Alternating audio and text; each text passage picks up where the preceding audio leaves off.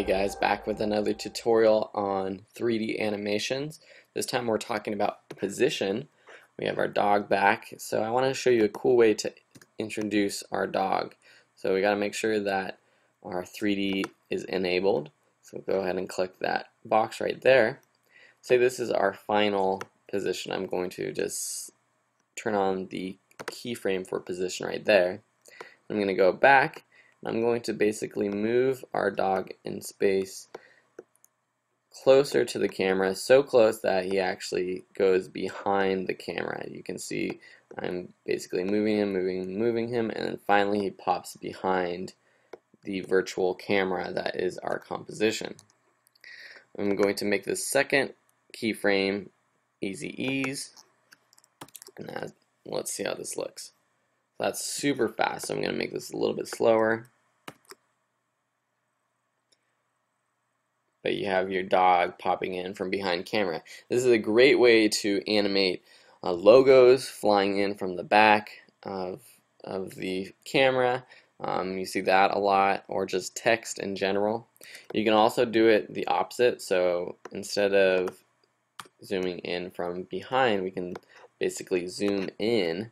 And you can do the same animation using a change in size animation, but using the 3D just gives you a little bit more flexibility and more options. So to make it fully disappear, you have to put them way back. So what I'm going to do is actually use an opacity transition. So press T to bring up opacity, press U to bring up both all the keyframes. I'm going to move this opacity keyframe at 100 to about here, and then turn it to 0, so it basically fades in from the distance.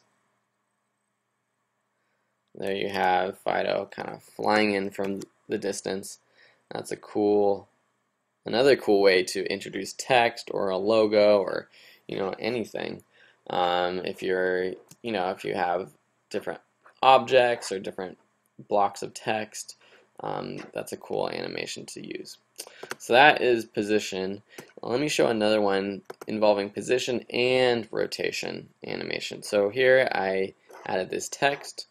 As you can probably guess, we're going to do a Star Wars text animation. If you've ever seen Star Wars, the famous way that the text flies in.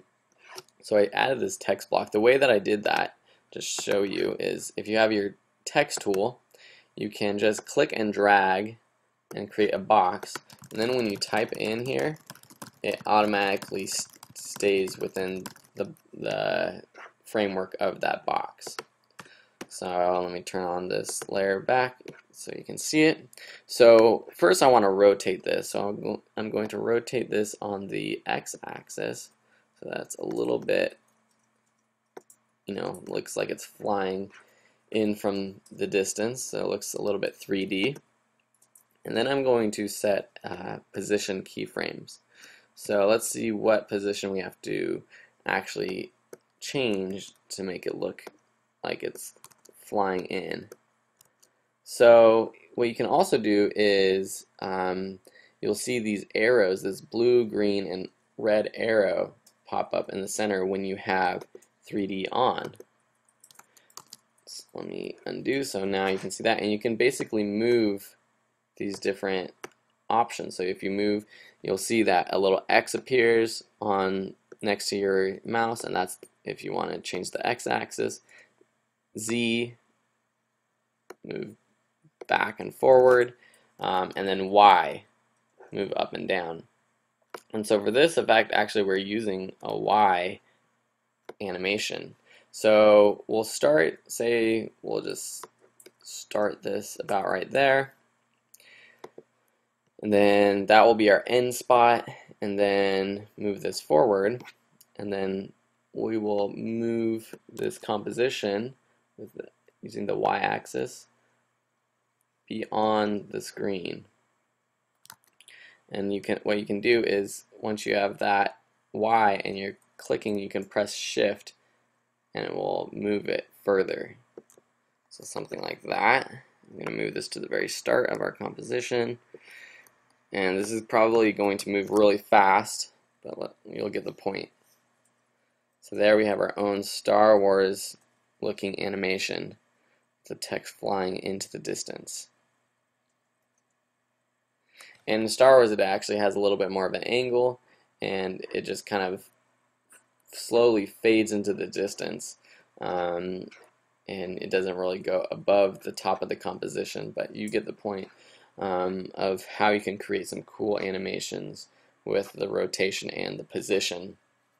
Because I wasn't just actually editing the Y axis of this layer. As you can see, as I move forward, it was editing both the Y and the Z axis with the numbers changing down here. So those are two more cool animations for you guys to try out. I hope you are practicing as you go along with these lessons. And we're going to do some more 3D work in the next few lessons, so I hope you're enjoying this and learning a lot. Have a great day and stay safe.